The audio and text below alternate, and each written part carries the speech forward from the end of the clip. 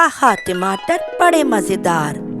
प्यारे बच्चों, एक बहुत ही खूबसूरत बाग में जहाँ बहुत प्यारे प्यारे फूल खिलते थे, परिंदे गाते थे, हर तरफ सब्जा ही फैला हुआ था कि वहाँ पर एक बहुत ही प्यारा लजीज टमाटर का पौधा भी था। सुर्ख रसीले मीठे टमाटर जैसे खजाना दरियाफ्त होने का इंतजार कर रखे हों। एक दिन रोजी नाम का एक छोटा खरगोश इसके पास आया और कहा, आहा टमाटर बहुत लजीज होते हैं।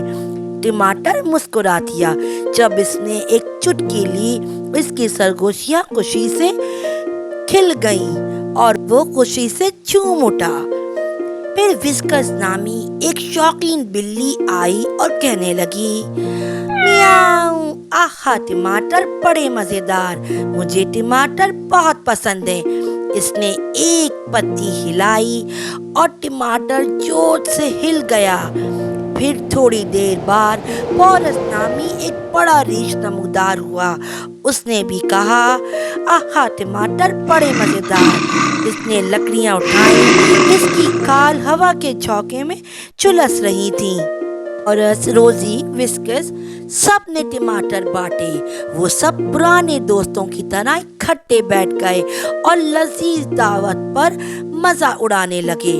इसी वक्त एक छोटी छोटी सी आई रेंगती हुई। उसने भी कहा, आहा टमाटर बड़े मजेदार।